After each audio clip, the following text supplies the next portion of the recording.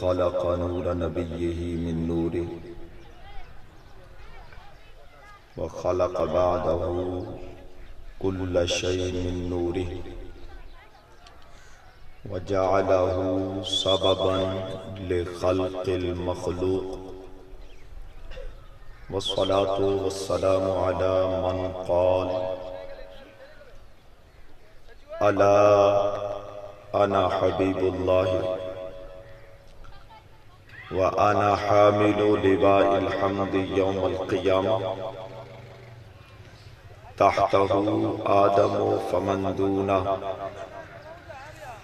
وأنا أول شافع وأول مشفع يوم القيامة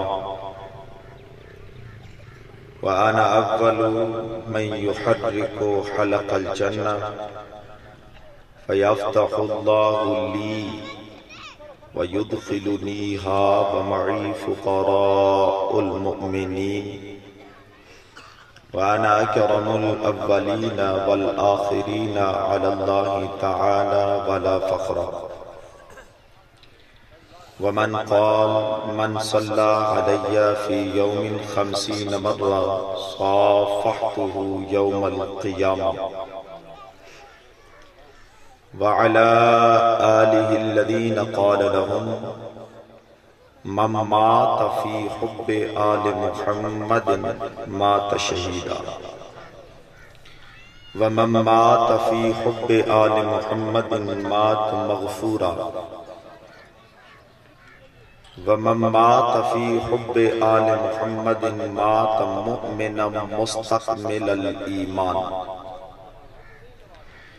ومن مات في حب آل محمد جعل الله قبره مزار ملائكة الرحمة وعلى أصحابه الذين قال لهم أصحابي كالنجوم وعلى أزواجه وعترته أجمعين أما بعد فأعوذ بالله من الشيطان الرجيم بسم الله الرحمن الرحيم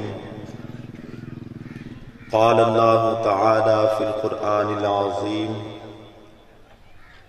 فلا تقل لهما أف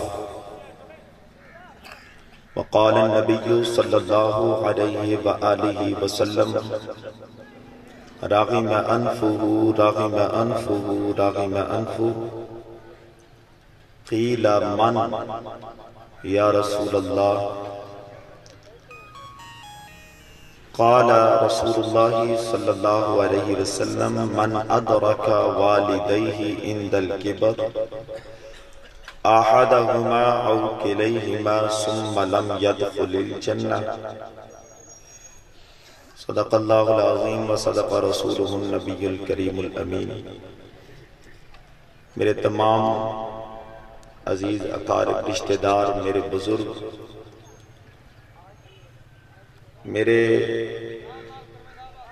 علاقہ، میرا اپنا وطن، میرا شہر، میرا اپنا گھر، میں نیت کرتا ہوں کہ میں خطاب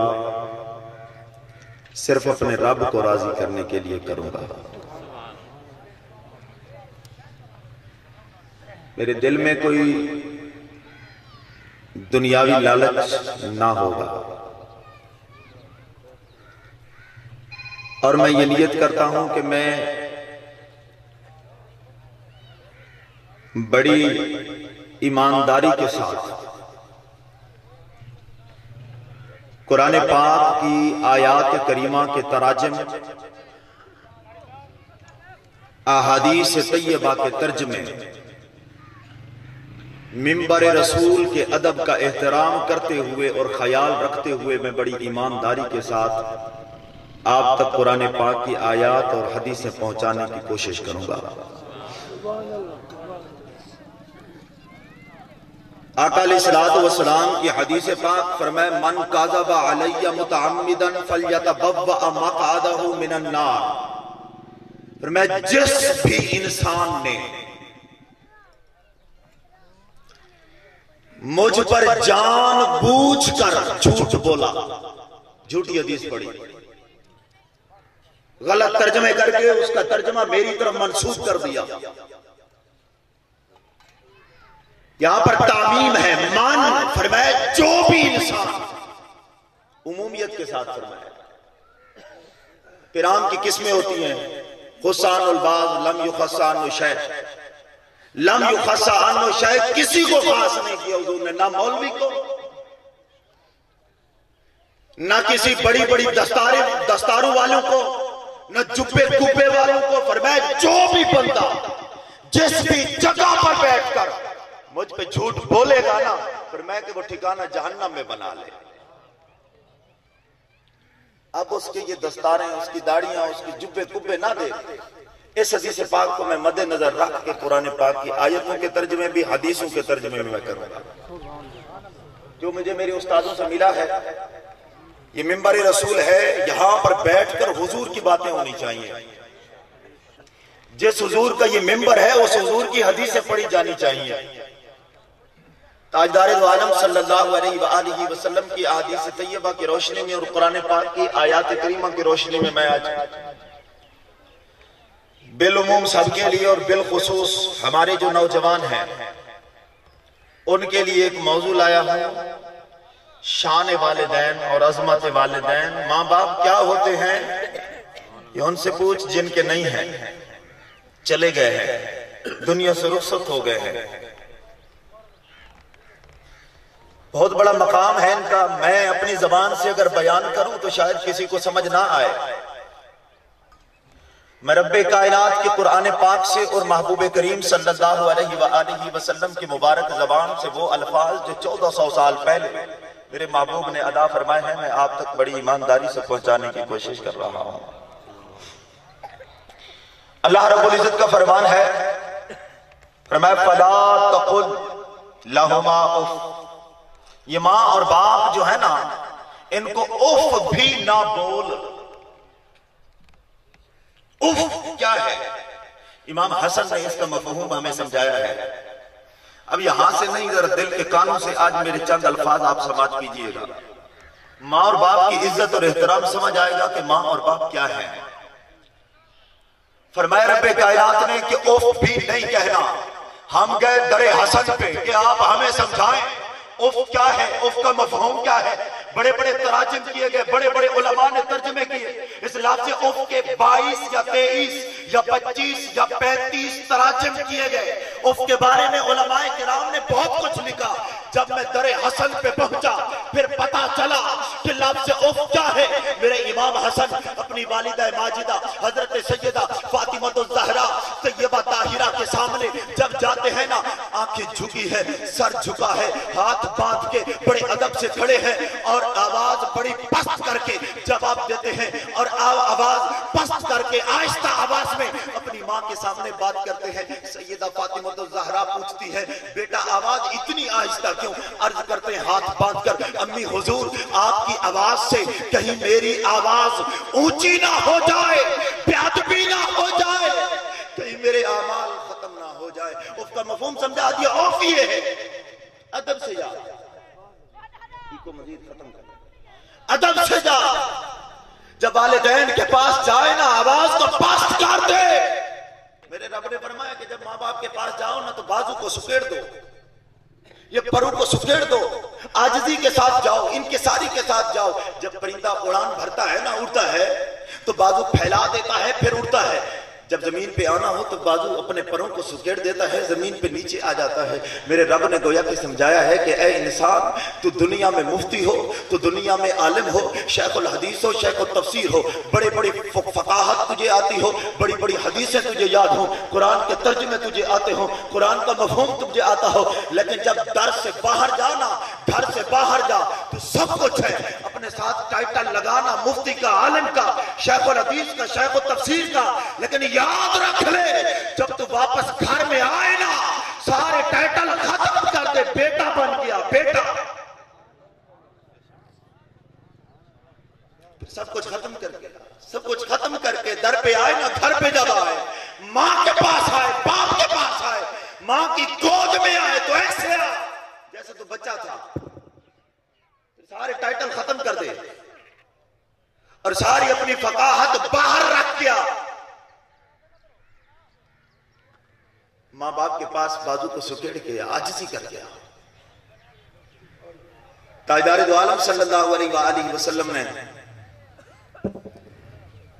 ماں اور باپ کی شان بیان کرتے ہوئے ایک بار صحابہ کرام میں ارشاد فرمایا تھا راغم انفہ راغم انفہ راغم انفہ.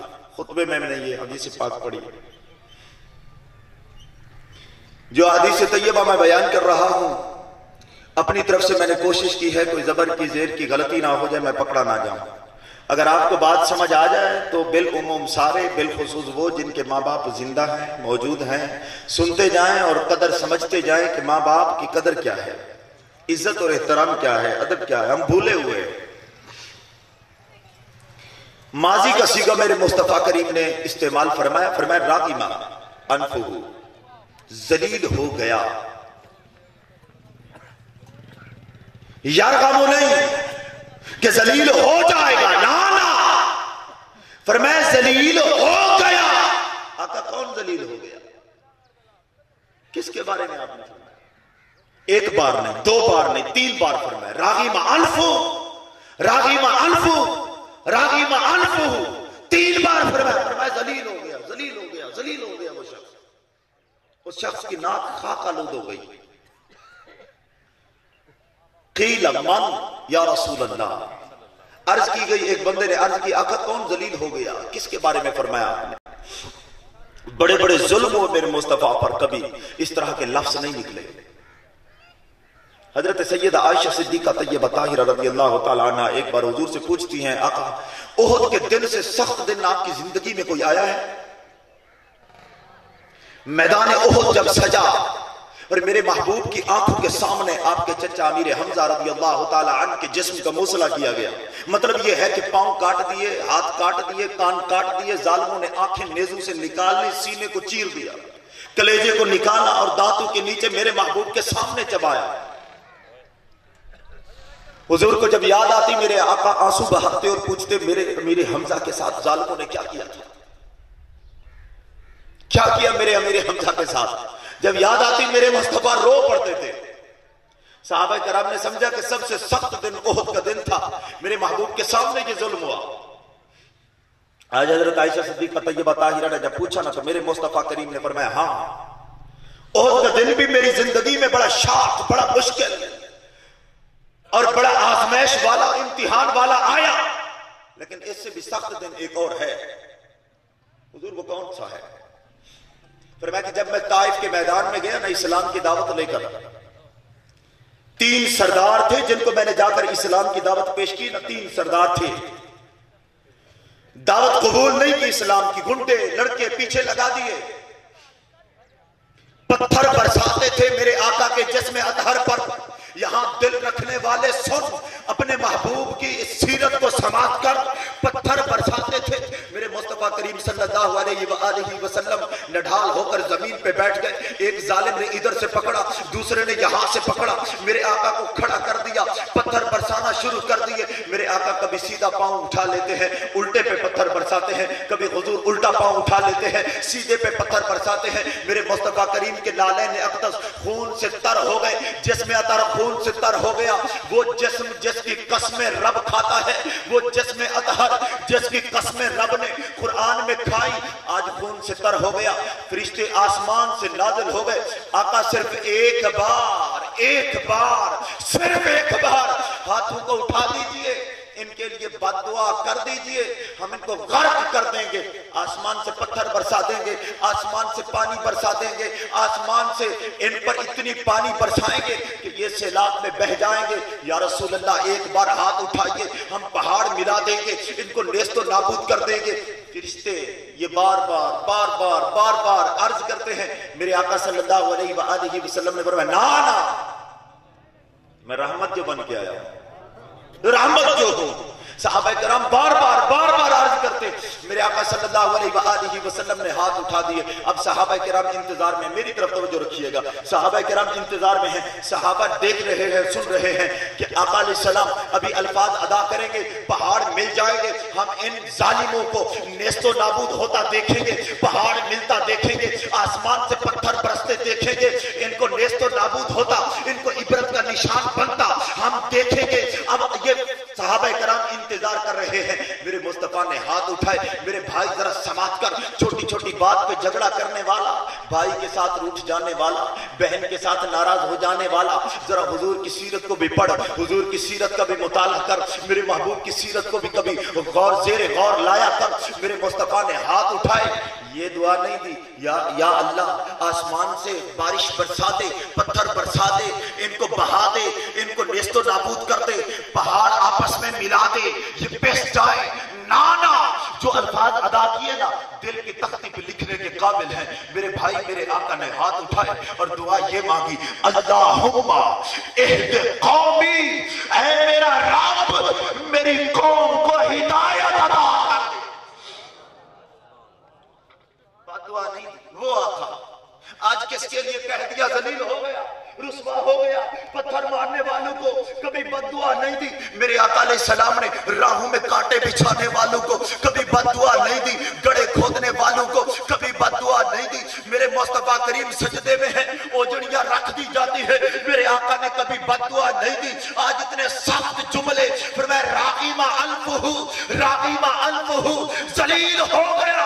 आका कौन जलील हो गया? अब जरा सुन, कौन? नौजवान से मेरा खुसूसी खिताब है। कौन? आखिर सवाल तो बनता है ना, कौन जलील हो गया, कौन रुस्वा हो गया? दुनिया में कोई इज्जत ना करेगा किसकी, आखिरत में जलील हो गया कौन? हश्र के मैदान में जलील होगा कौन? फरमाया मन अदरक वालिदैहि इंदल किबर अहदहुमा औ किलैहिमा, जिसने मां बाप को या दोनों में से किसी एक को बुढ़ापे की हालत में पाया, इंदल किबर ज़ौफ की हालत में पाया, कमजोरी की हालत में पाया, फिर उनकी खिदमत करके जन्नत हासिल नहीं कर सका, जलील हो गया, रुसवा हो गया।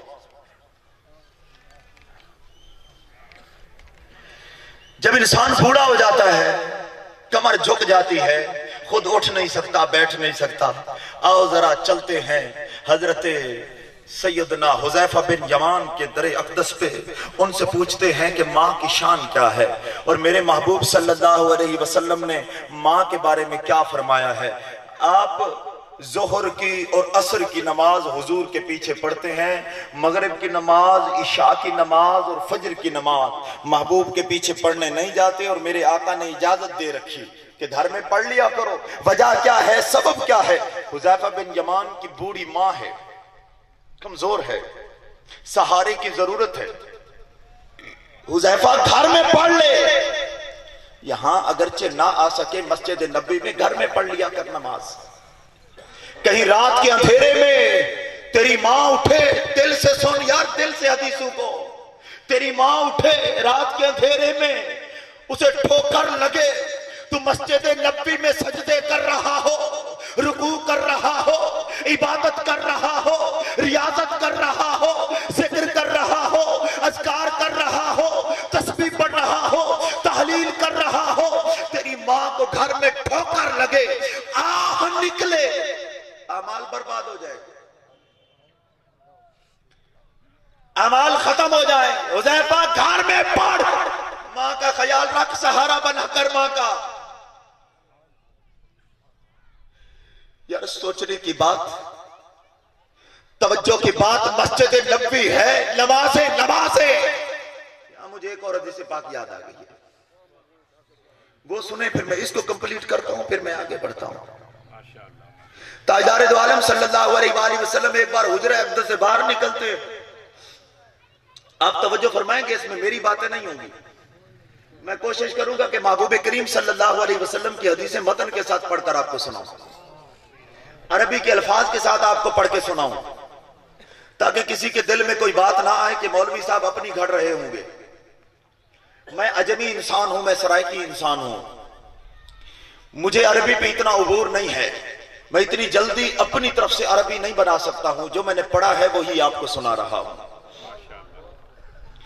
हुजरे अक़दस से मेरे आका बाहर आते हैं, मस्जिद नबी में पहुंचते हैं, सहाबा कराम का जमे गफीर है, हजारों का इज्तिमा है। मेरे महबूब को देखा, सहाबा खड़े हो गए।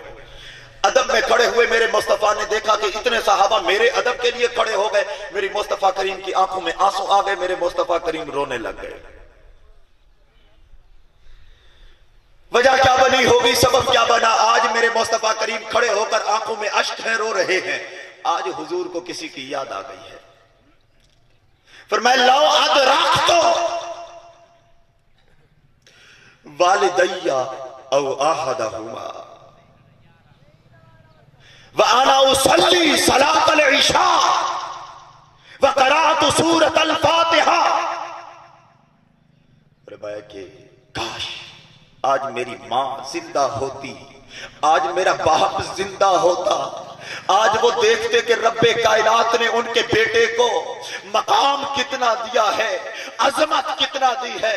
यारो अगर इंसान के ऊपर मसाइल आए, वक्त आए, इम्तिहान आए, परेशानियों के दिन आए, आपका साया वालिद का बचपन दुनिया में आने से पहले पहले उठ गया। वालिदा माजिदा 6 साल की उम्र में मकाम अब्बा के टीलू पे मेरे मुस्तफा का प्यार लेते लेते दुनिया से रुखसत हो गई। कभी बच्चे को देखती है, कभी बात करती है। बुखार के आलम में, शिद्दते बुखार के अंदर आप इस दुनिया से रुखसत हो गई। मकाम अब्बा के टीले हैं, वहां पर कोई जानने वाला नहीं, बेटे का प्यार